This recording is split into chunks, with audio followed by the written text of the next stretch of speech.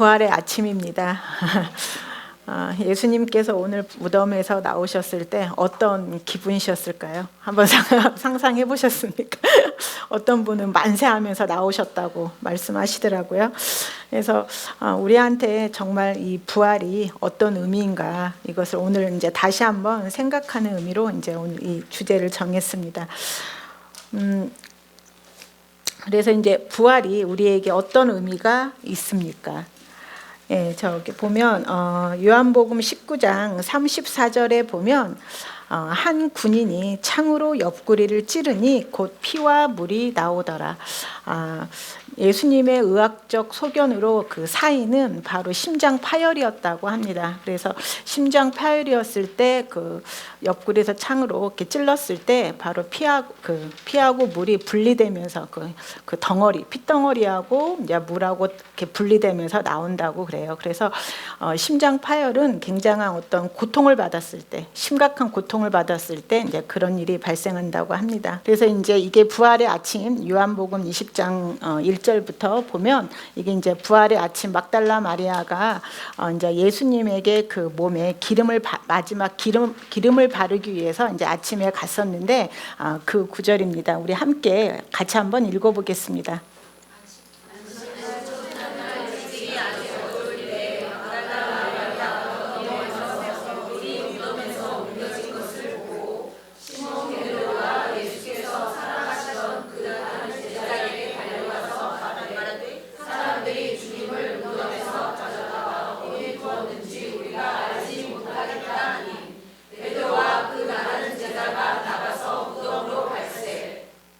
네, 4절 다 같이 읽어보겠습니다.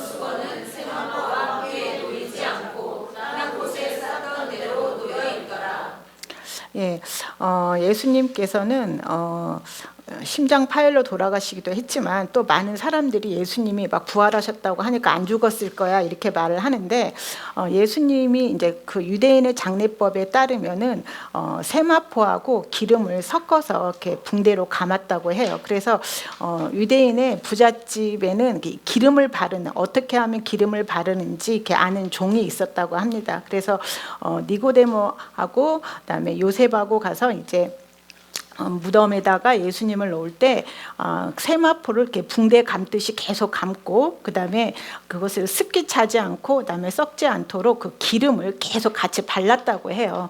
그래서 기름을 발랐기 때문에 그 기름의 역할은 그 세마포가 아주 딱딱하게 굳어지게끔, 그리고 특히 이렇게 접혀지는 부분들은 공기가 못 들어가도록 이렇게 모략과 알로에를 섞은 기름으로 여기를 더 완전히 밀봉을 시켰다고 합니다. 그래서 예수님이 만약에 십자가에서 죽지 않더라도 이 3일 동안의 기름을 바르는 과정에서 완전히 질식해서 돌아가셨을 거다. 그러니까 예수님은 완벽하게 죽었다. 그래서 이 천이 3일이 지나면 완전히 딱딱하게 굳는데요. 그래서 정말 그 천이 찢어지지도 않고 갈라지지도 않고 이게 이제 기름을 바르는 과정에서 이제 하는데, 이 막달라 마리아가 이 향품을 가지고 와서 또 계속해서 이제 기름을 더 마저 바르려고 부활 아침에 이렇게 다시 오는 거예요. 근데 그 막달라 마리아가 갔는데 그 예수님께서 그렇게 뭐라고 그럴까, 그 딱딱하고 찢어지지도 않고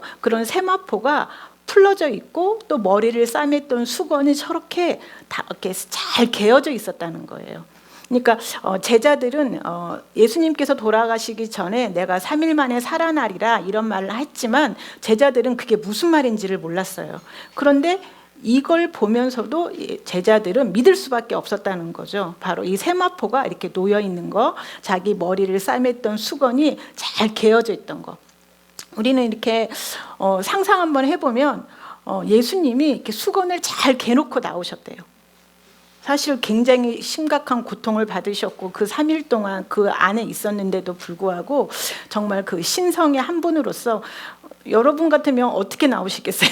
이게 세마포에 막 쌓여 있고 막 그런 속에서 이렇게 나오셨다면 막 뛰쳐나오지 않았을까? 막 수건도 막 던지고 막 세마포도 던지고 이렇게 나오지 않았을까 싶은데 잘 개서 이렇게 나오셨다고 이렇게 써 있습니다. 그래서 제자들이 정말 이걸 보고서 정말 살아났다, 예수님이 살아났다라고 믿게 된 거죠. 이게 그래서 그때야 8절 같이 읽어보겠습니다.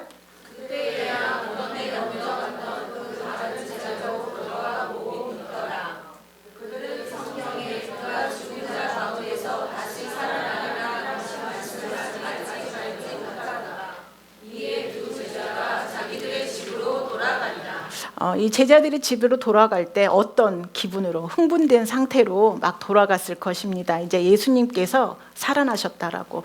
이 당시에 많은 이스라엘 백성들은 예수님의 부활을 증명하지 않았어요. 왜냐하면 예수님이 살아나셨기 때문에. 우리는 예수님이 부활하신 걸 보지도 못했고 죽으신지도 모르기 때문에 우리는 성경으로만 알 수 있지만 이 당시에 이스라엘 백성 유대인들은 정말 다 봤다라는 거죠. 믿음이 필요 없어요. 여기는 그냥 정말 예수님이 살아나셨다. 정말 큰 충격이었을 것입니다. 그래서 이제 우리한테 바로 이 부활의 아침. 자, 이 부활의 아침, 이 부활은 과연 우리한테 어떤 의미냐는 것입니다.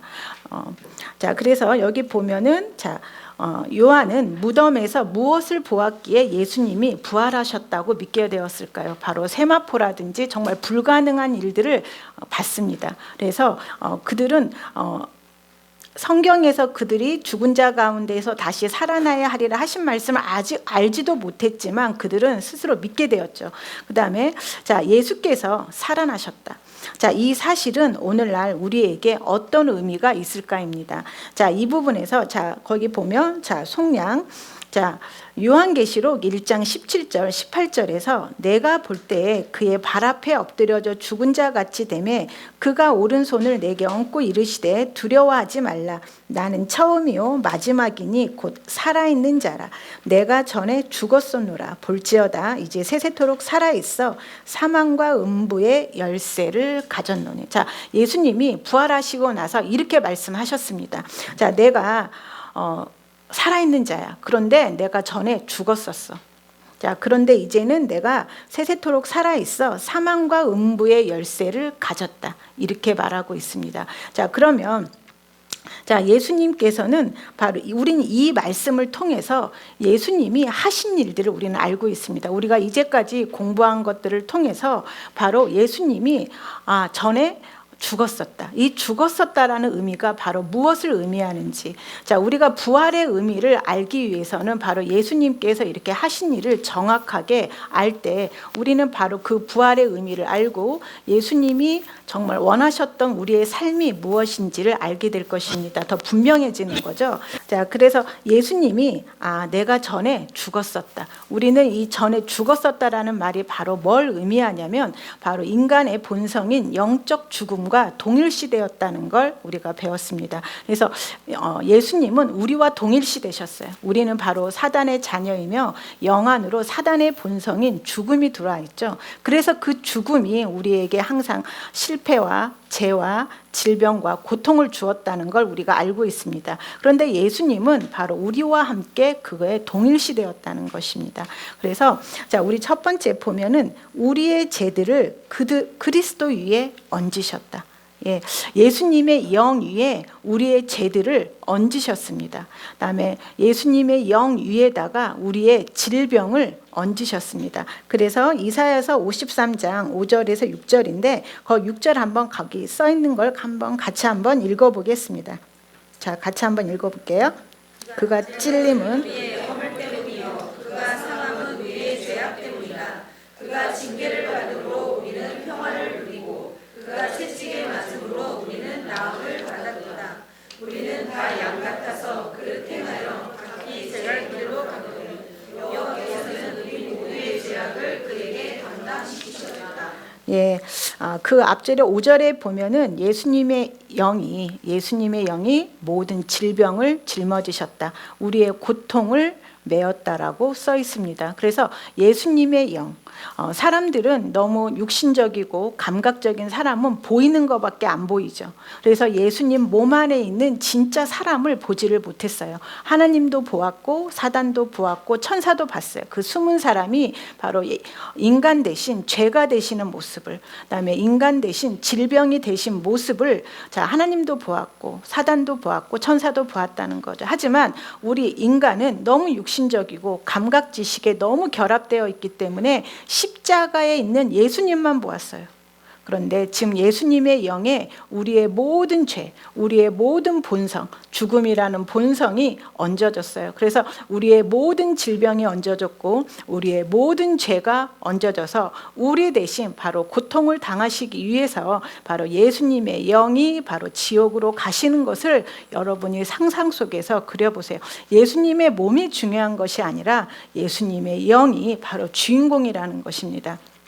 그래서 전도서 12장 7절에 보면 이런 글이 써 있더라고요. 흙은 여전히 땅으로 돌아가고 영은 그것을 주신 하나님께 돌아가기 전에 네 창조주를 기억하라.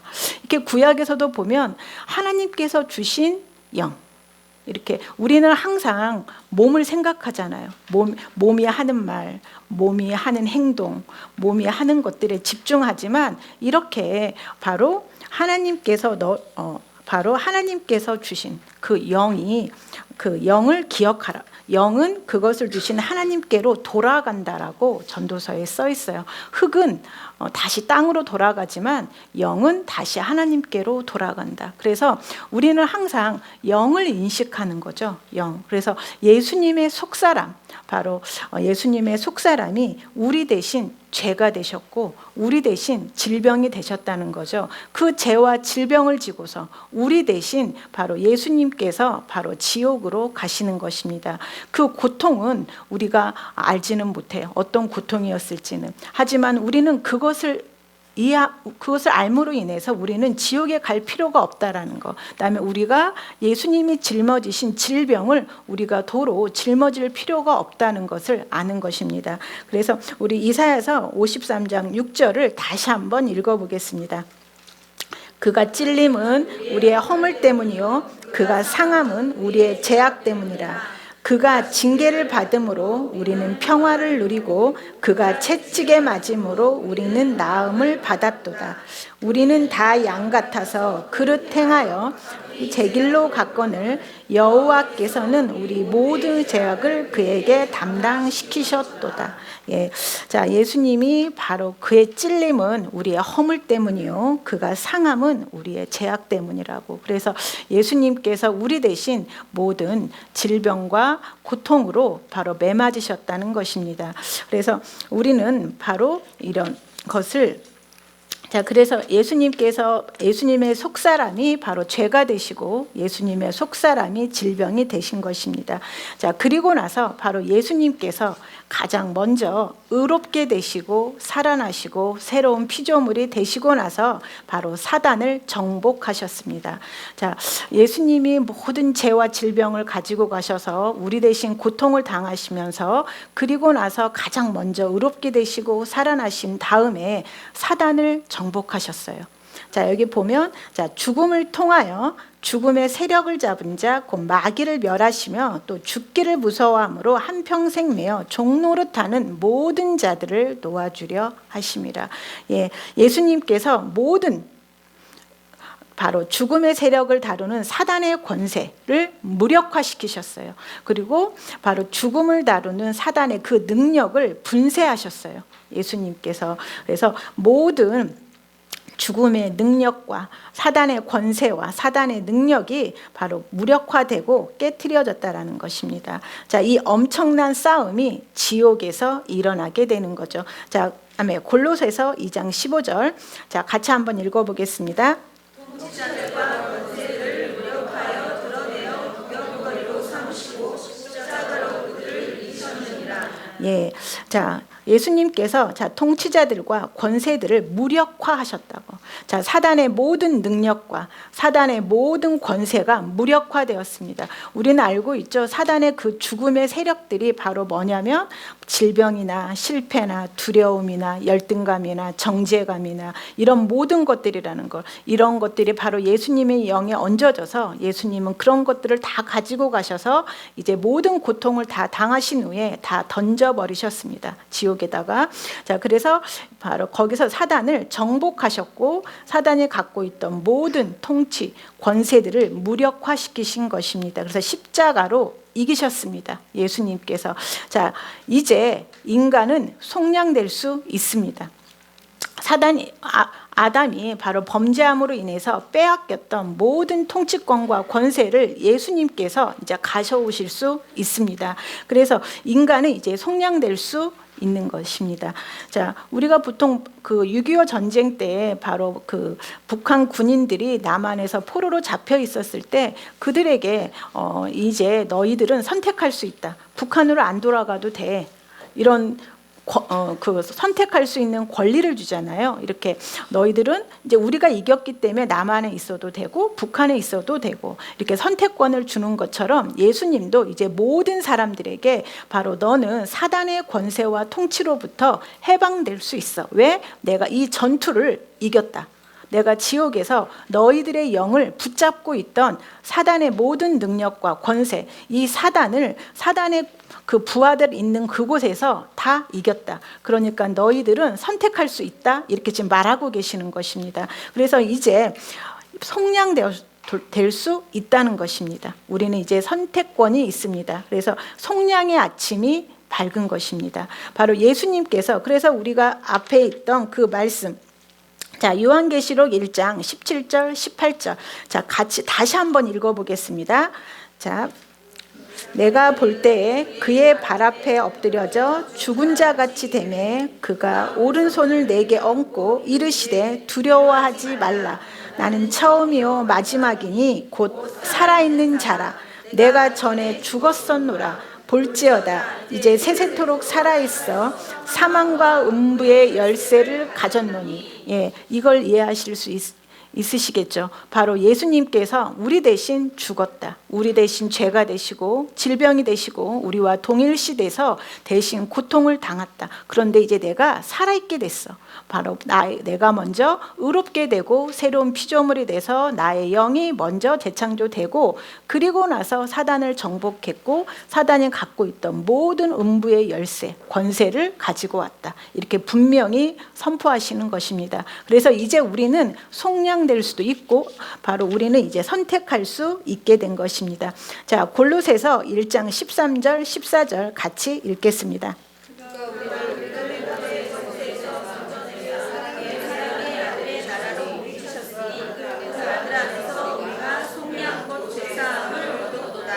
예, 자, 속량되었습니다. 이제 여기서 죄사함은 죄 제거함하고 똑같습니다. 바로 여러분 안에 있던, 바로 우리 인간 안에 있던 본성, 죄의 본성이 제거되었다고 말할 수 있습니다. 그래서 우리는 이제 합법적으로 속량되었습니다. 자, 합법적으로 속량되었습니다. 그래서 부활의 아침은 가장 위대한 순간입니다. 바로 여러분들이 바로 해방된 순간이란, 우리 모두 다 광복절날 다 기억하잖아요.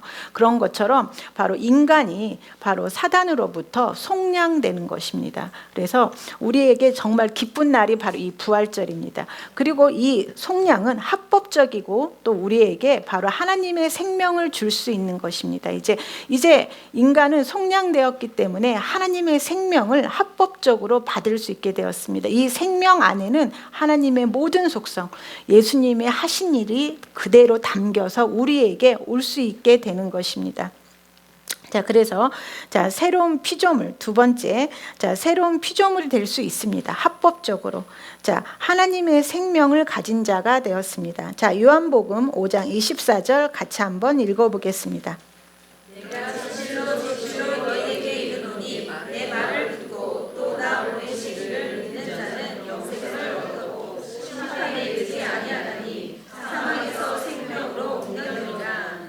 예, 자 이제 내가 진실로 진실로 너희에게 이르노니 내 말을 듣고 또 나 보내신 이를 믿는 자는 영생을 얻었다라고 분명히 써 있습니다. 이 영생은 하나님의 생명입니다. 하나님의 모든 본성이 담겨서 우리에게 옵니다. 그래서 이 하나님의 생명, 자 그래서 우리는 사망에서 생명으로 옮겨졌다라고 말하고 있습니다. 자, 그 다음에 같이 한번 읽어보겠습니다. 요한복음 6장 47절. 믿는 자는 영생을 가졌다니. 예, 우리는 믿는 자입니다. 이제 우리 안에는 바로 뭐가 있냐면 영생이 있습니다. 자, 우리 안에 영생이 있다. 이거는 바로 예수님의 바로 엄청난 전투를 기억하면 기억할수록 우리가 가진 이 영생이라는 것이 얼마나 중요한지 알게 될 것입니다. 우리가 바로 앞에 부분에서 바로 예수님이 하신 일들을 계속해서 말하는 이유는 우리의 생명의 가치에 대해서 더 인식하는 데 굉장히 중요합니다. 그래서 예수님이 우리 대신 죄가 되셨고 우리 대신 바로 지옥에서 엄청난 싸움, 영웅적인 전쟁을 치렀다. 그래서 그것을 기억하면서 우리가 받은 생명에 대해서 더욱더 소중하게 생각하고 이거의 가치를 기억하는 것입니다. 그래서 우리 안에 바로 하나님의 생명이 있습니다. 자, 우리가 갈라디아서 5장 22절에 보면은 바로 영의 열매에 대해서 써 있습니다. 자, 열매라는 것은 영에 바로 그 유전자가 있기 때문에 열매가 열린다는 거 알고 있죠. 그래서 이 갈라디아서 5장 22절에 나왔던 그 열매는 바로 사랑이고 희락이고 화평이고 오래 참음이고 자비이고 양성이고 충성이고 온유 절제, 이것이 바로 생명 안에서 담겨서 우리에게 오는 것입니다. 그래서 우리는 바로 사랑하는 자이고 우리는 기뻐하는 자이고 우리는 화평하는 자이고 우리는 바로 믿는 자들이 되는 것입니다. 이것이 우리 영의 정체성이 돼요. 우리가 기뻐해야 돼가 아니라 우리는 기뻐하는 자입니다. 이것이 바로 어디에 담겨서 오게 되는 거냐면 하나님의 생명에 담겨서 우리에게 오는 것입니다. 그래서 하나님의 모든 탁월함이 이 생명에 담겨서, 하나님의 모든 신성한 건강이 이 생명에 담겨서 우리에게 오는 겁니다. 그래서 하나님은 이 생명을 우리에게 정말 주고 싶으셨다는 거죠. 하지만 한계가 있었죠. 문제가 바로 인간은 바로 사단에게 속해 있었다는 것입니다. 그래서 예수님의 이런 전투가 필요했던 것입니다. 그래서 우리 안에는 바로 이런 생명, 하나님의 모든 속성들이 담겨있는 생명이 우리 영 안에 있고 우리가 해야 될 일은 이 생명을 가동시켜야 되는 겁니다. 예수님께서 바로 성전에서 장사하는 사람들을 보고 막 화를 내시며 쫓아내셨던 것처럼 우리는 우리가 누구인지 알고 우리 마음에 이 생명과 맞지 않는 속성들이 있죠. 바로 슬픔이 있고 두려움이 있고 미움이 있고 열등감이 있고 두려움이 있고 이런 것들이 있습니다. 이런 것들을 예수님처럼 쫓아내셔야 됩니다. 바로 이것들은 우리 몸 안에 살 수 없는 것들입니다. 우리는 바로 신성한 생명, 하나님의 생명이 와 있기 때문에 이 생명이 안에는 어떤 두려움도 없고 불안도 없습니다. 바로 이 생명으로 바로 이 맞지 않는 것들을 쫓아내십시오. 이거는 여러분 마음에 있을 것이 안 되는 겁니다. 그러기 위해서 예수님께서 대신 고통받으셨고 대신 사단을 정복하신 것입니다. 그래서 우리는 바로 새로운 피조물이 되었다. 자, 거기 고린도후서 5장 21절 보면 자, 같이 함께 읽어보겠습니다.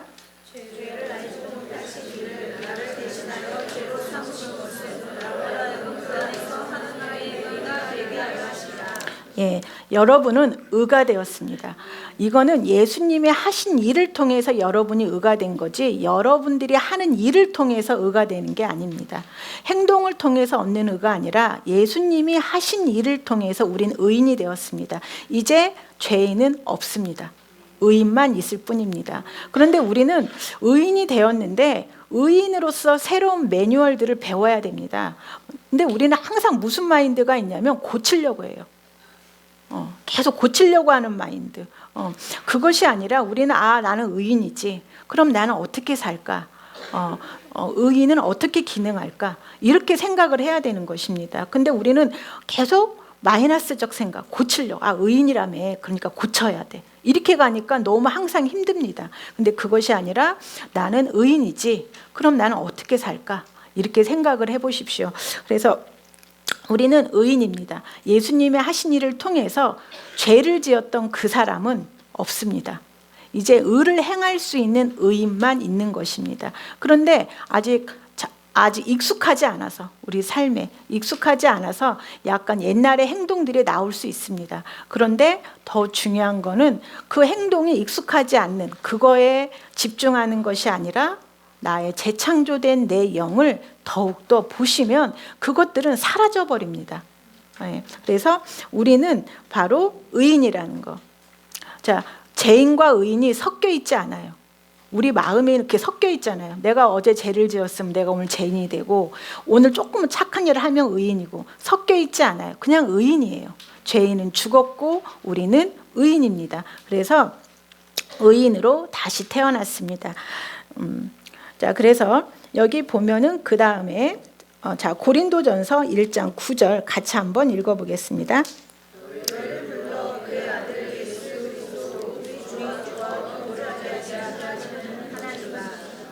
예. 자, 우리가 이제 재창조되었고, 이제 우리가 새로운 피조물이 되었습니다. 하나님의 자녀가 되었죠.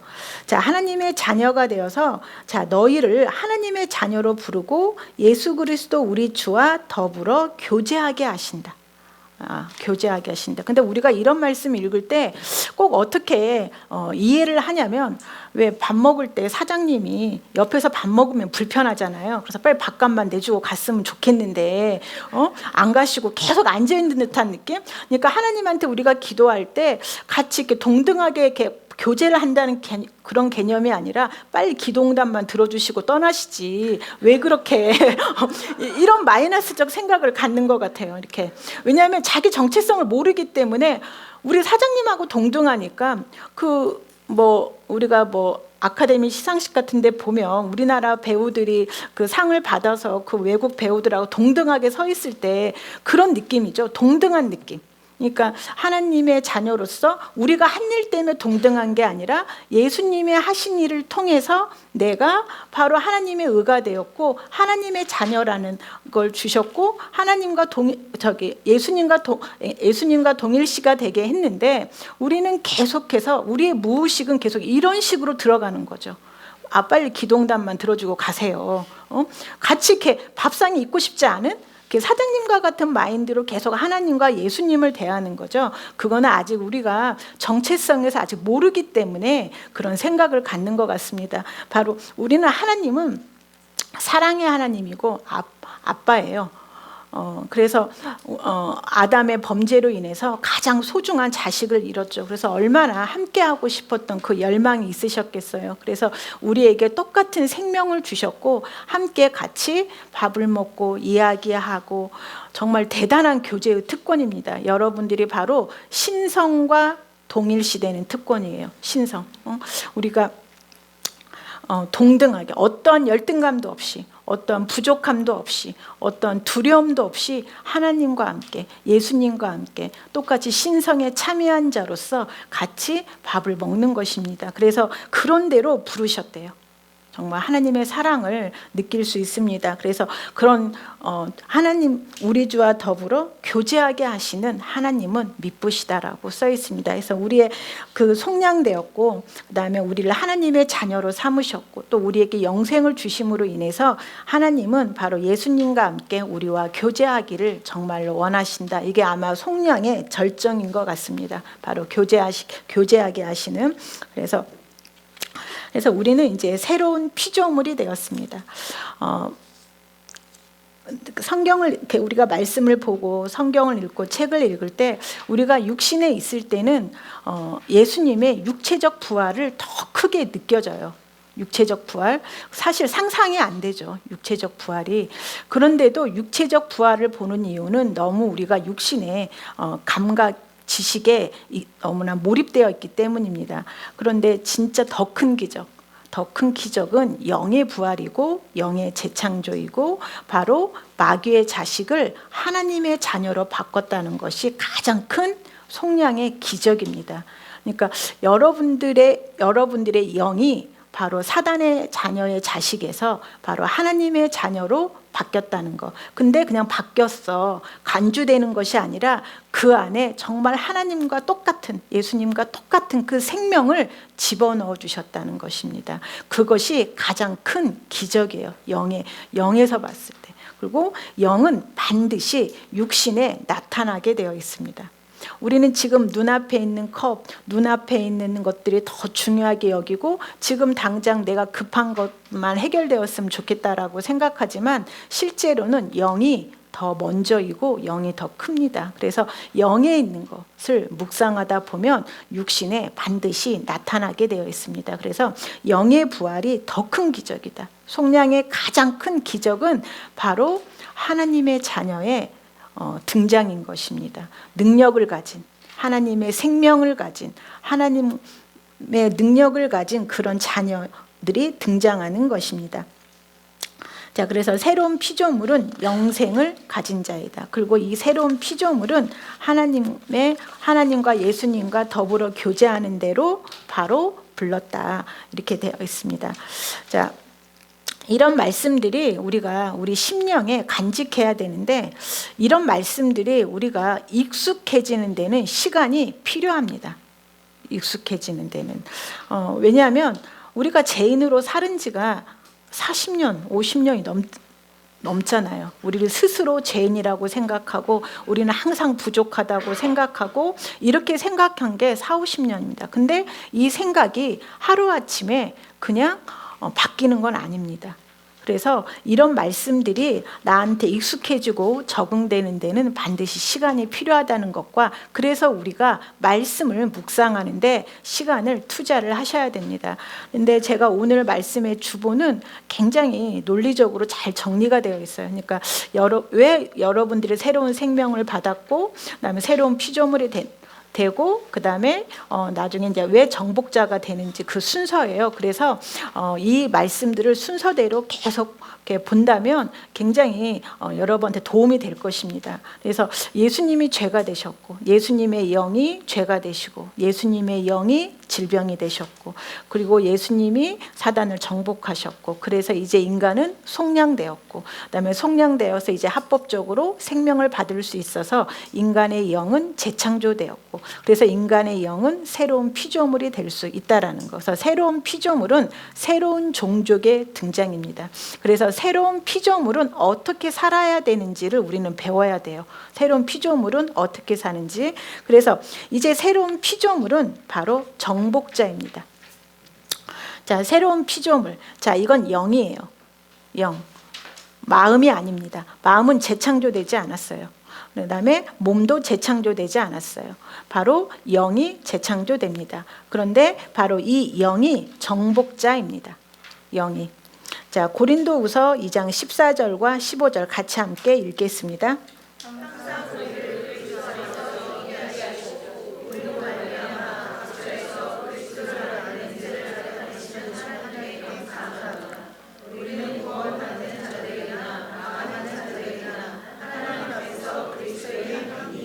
예.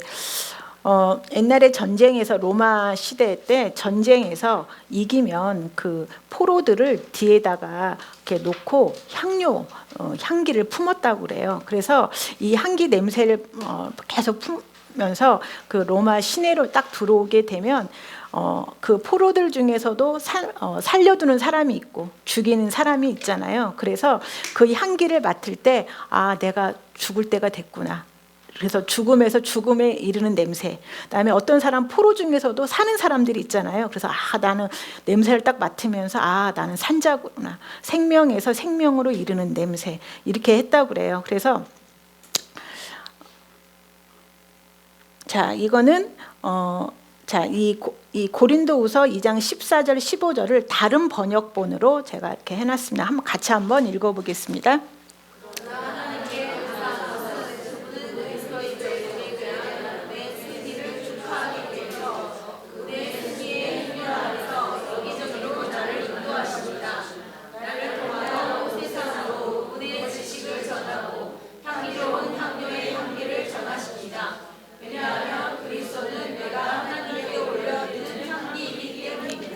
예, 자, 하나님께 감사한 것은 그분은 그리스도 적들에 대한 그분의 승리를 축하하기 위해서 그분의 승리 행렬 안에서 여기저기로 나를 인도하십니다. 나를 통하여 온 세상으로 그분의 지식을 전하고 향기로운 향료의 향기를 전하십니다. 왜냐하면 그리스도는 내가 하나님께 올려드리는 향기이기 때문입니다. 자, 이거는 메시지 바이블이거든요. 자, 같이 한번 읽어보겠습니다.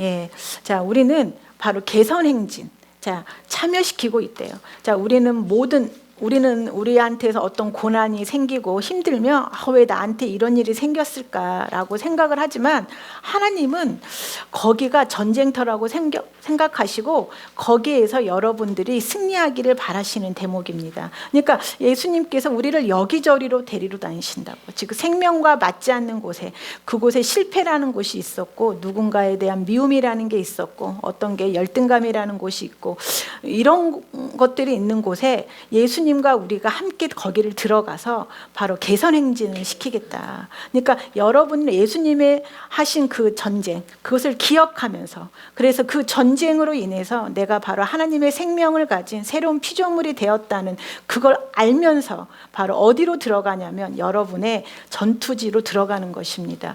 그곳은 여러분들을 업그레이드 시키는 곳입니다. 그래서 계속 여기서 전투를 하면서 여러분의 안에 있는 잘못된 것들, 계속 우리를 부족하게 했던 것들, 우리를 어떤 부분에서 실패자로 낙인시켰던 곳, 그런 곳에 여러분들 자진해서 들어가십시오. 바로 여러분의 힘으로 하는 것이 아니라 예수님이 하신 일을 통해서 함께 개선 행진을 하시기를 원하신다고 하시는 것입니다. 그래서 그곳에 하나님의 생명의 깃발이 꽂아지기를 원하시는 것입니다. 우리 같이 다시 한번 읽어보겠습니다.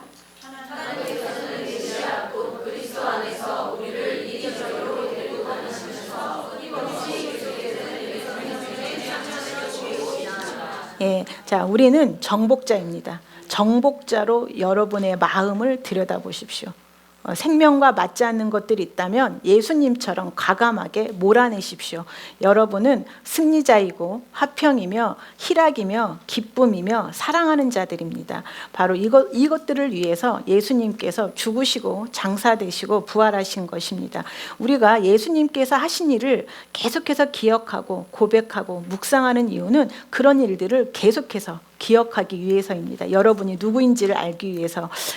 우리한테 가장 중요한 기적은 바로 우리 영의 본성이 바뀌었다는 것입니다. 그래서 사람의 영의 본성을 바꾸셨다라는 것. 자, 이게 가장 중요한 것입니다. 자, 그래서 그의 옛 본성을 없애버리고 새 본성을 주셨다. 여러분 영 안에는 하나님의 생명이 와 있습니다. 이 생명은 본성이에요. 본성. 그래서 그에게 아들의 자리를 내어주고 아들의 권리와 특권을 주고 아버지의 가슴과 가족 안에 있는 아들의 바로 그 자리를 준 것이다. 그래서 바로 이 새로운 피조물은 바로 정복자인 것입니다. 그래서 로마서 5장 17절 같이 한번 읽어보겠습니다.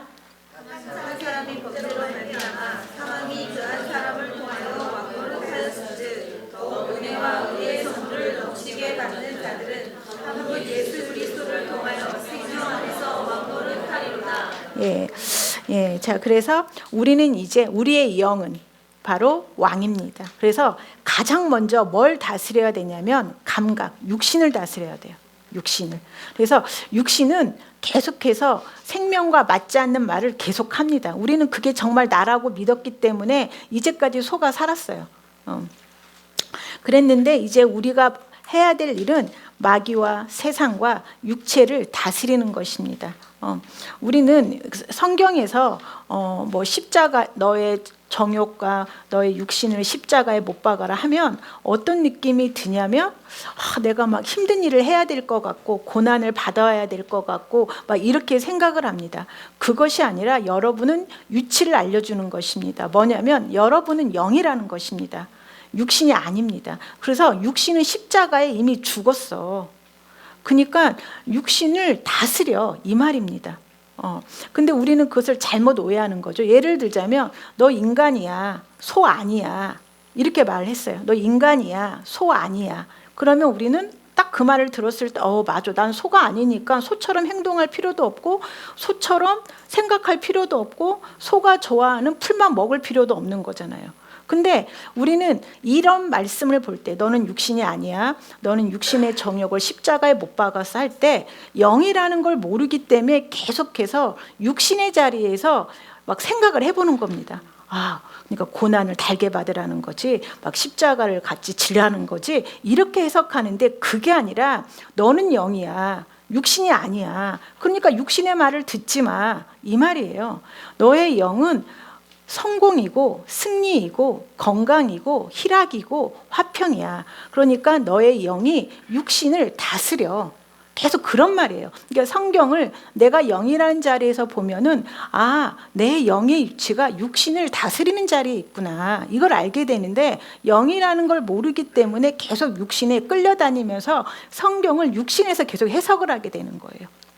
그러다 보니까 고난은 받아야 한다고 그랬어, 이렇게 해석을 하다 보니까 고난을 다스려서 고난을 그곳을 승리의 자리로 바꿔야 되는데 고난을 달게 받는 일이 발생하게 되는 거죠. 그래서 정확하게 우리는 영이라는 걸 꼭 아셔야 됩니다. 그래서 영이 가장 먼저 다스리는 건 육신이에요. 육신에 있는 두려움, 육신에 있는 불안, 육신에 있는 것들. 우리는 끊임없이 뭔가를 염려하고 두려워해요, 육신은. 그게. 그런데 그것들이 이미 정복되어졌다는 것을 반드시 아셔야 됩니다. 그래서 내가 정말 불안할 때 바로 여기 있는 말씀들을 계속 고백을 해보세요. 그러면 진짜 불안이 떠납니다. 그러니까 여기 있는 말씀들을 순서대로 계속해서 내가 뭔가 해결해야 될 돌파할 게 있다, 그런다든지 그럴 때 여기 있는 제가 말씀들을 순서대로 계속 써놨는데 그 말씀들을 순서대로 계속 이렇게 읽어보세요. 계속 읽다 보면은 정말로 내가 새로운 피조물이라는 것을 알게 될 뿐만 아니라 나는 새로운 피조물이니까 무서워할 필요가 없지 하면서 나아갈 수 있습니다. 제가 그 운전을 지금도 못하는데 제가 운전면허를 제가 처녀 때 딸 때 정말 잘 막 도장에 그 종이 한가득 도장을 찍었어요. 다 떨어져가지고 시험을 보면 다 떨어져가지고 정말. 근데 하필이면 제가 운전면허 시험 보러 가면 꼭 비가 오든지 뭔가 일이 생겨요, 이렇게. 근데 어쨌든 간에 정말 종이 한가득 다 찍었어요. 다 떨어져가지고. 그래서 결국은 땄냐, 못 땄어요. 제가 정말 서울서 따면 떨어진다고 그래서 시골까지 가서 해봤는데도 떨어졌어요. 그래서 제가 운전면허증을 못 땄어요. 그래서 내가 이제 운전을 안 하겠다. 근데 제가 결혼을 해서 이제 예수님에 대해서 이렇게 막 읽고 이렇게 말씀을 보다가 이렇게 운전면허 학원이 지나가는데 갑자기 내가 하나님의 자녀인데 내 척을 두려워하면 안 되지 싶은 거예요. 그래서 가서 그냥 얼떨결에 가서 등록을 했어요. 근데 등록을 하고 왔는데 정말 제가 뭔 짓을 했나 싶은 거예요. 갑자기 이게 내가 하나님의 자녀라고 생각하고 정말 난 두려움이 없다 하고 가서 등록을 했는데 그 다음 날부터는 이제 제가 못 견디는 거예요. 너무 두려워서 이제 정말 이 운전 잘하시는 분들은 모르겠지만 정말 저한테는 정말 큰 거여서 이게. 그래서 정말 너무 두려워서 다시 취소할까? 할까? 막 계속 고민을 했거든요. 근데 한 번 했잖아요. 그래서 한번 해보겠다 했는데 다음날 이제 운전면허 학원을 이제 가야 되는데 이론은 제가 워낙 공부 쪽으로는 잘하니까 정말 빵빠레를 울릴 정도로 공부를 잘했어요, 이론은. 근데 실기를 이제 학원을 하러 갔는데 다음날 이제 실기 학원을 갈 때 잠이 안 오는 거예요. 이제 가서 할 걸 생각을 하니까. 그래서 정말 식은땀이 흐르고 정말. 그래서 제가 그 전날 철야까지는 아니어도 계속 말씀을 고백하고 방언 기도를 하고 잠이 안 와요. 그래서 그 다음 날도 아침에 일찍 일어나서 방언 기도하고 이 말씀을 계속 읽고 그렇게 한 달을 다녔어요. 운전면허 학원을 계속. 정말 너무너무 저한테는 정말 항상 아침마다 초긴장 상태였어요. 초긴장. 그래서 이제 그렇게 운전을 하고 갔는데 이제 진짜 시험 보는 날 그때 도로 주행을 하는데 정말 어떻게 도로 주행을 했는지 저 기억도 안 나요. 근데 그 방송에서 합격 합격했다고 뜬 거예요. 제가 정말 처음에 딱 합격을 했어요. 근데 그때 어느 정도였냐면 방송에서 다시 취소입니다 이게 뜰 것 같은 거예요. 진짜 여기에서 방송에서 최신 손님 취소입니다 이렇게 뜰 것 같아서 제가 막 거기를 달려가서 거기서 바로 운전면허증을 주더라고요. 운전면허증을 받고 또 도망갔어요. 다시 날 부를까 봐. 다시 반납하십시오 이렇게 할까 봐. 정말 제가 그 정도로 그 초긴장 상태에서 운전면허를 땄거든요. 근데 정말 그 저한테는 정말 담을 넘는 한계를 넘는 거였어요. 그게. 근데 제가 한 번에 정말 그 옛날 처녀 때는 정말 몇 번에도 못 땄던 거였던데 이번에는 한 번에 그걸 딱 따고 정말 그것을 지금도 장동면허긴 하지만 무사고긴 하지만 저한테는 그게 하는 그 말씀이 들어가다 보니까 제가 가장 두려워하고 무서워했던 어떤 한계를 넘어가는 거죠. 이렇게 그래서 여러분들도 말씀을 그냥 그 듣는 거에만 머무르지 마시고 여러분의 삶에다가 쓰시라는 거예요. 그래서 여러분들이 어떤 상황 앞에만 가면 초라해지고 그다음에 힘들어지고 두렵고 그럴 때 정말 하나님 예수님께서 나를 위해서 뭘 하셨는지를 기억을 하시는 거죠. 기억을 하시면서 그리고 그로 인해서 내가 새로운 피조물이 되었다라는 거. 그래서 내가 그 의로서 두려움 없이 정죄감 없이 열등감 없이 나아간다는 것입니다. 예, 그럴 때 그곳에 반드시 승리가 이루어집니다.